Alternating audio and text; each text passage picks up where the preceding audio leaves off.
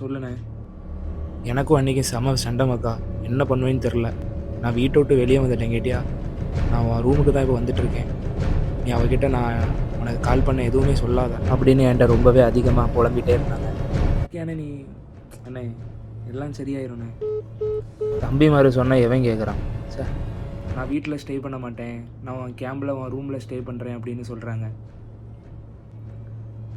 இன்னொரு 2 நிமிஷத்தில் கீழே வந்துடுவாங்களாம். கீழே வர சொல்லியிருக்காங்க. சரி நம்ம தானே நம்ம அண்ணனுக்கு உண்டு, அவன் எந்த சுச்சுவேஷனில் இருக்கான்னு நமக்கு தெரியாது. நான் கீழே போய் பார்த்தா ஆக்சுவலாக எனக்கு பர்த்டே அதனால் 2 பேரும் என்னை வச்சு செஞ்சுட்டாங்க. என்னுடைய ஸ்கிரிப்டு, அண்ணியோடைய கேக்கு. நிஜமாகவே ரொம்ப ஹாப்பியாக இருந்துச்சுங்க. எக்ஸாக்டாக இப்படி தான் நடந்துச்சு. நான் இப்போ நான் பண்ணது ஸ்கிரிப்டடாக இருக்கலாம், ஆனால் நான் கன்வி பண்ணணும்னு நினச்சேன். இந்த மாதிரி தான் அவங்க பண்ணாங்க.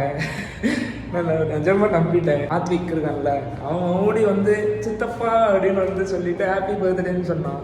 சத்தியமாக பை ஆனஸ்ட்லி இதே மாதிரி எனக்கு ஒரு பர்த்டே நான் பார்த்ததே இல்லை. அண்ணனுக்கும் அன்னைக்கு தான் தேங்க்ஸ்.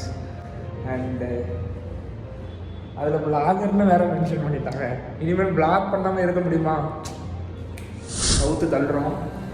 இதுக்கு காரணம், இந்த வீடியோ கண்டென்ட்டுக்கு காரணமும் அவங்க தான். நிறைய வார்த்தைகளை நம்ம சொல்லலாம், உள்ளுக்குள்ளே அப்படி வச்சுக்கோம். Okay okay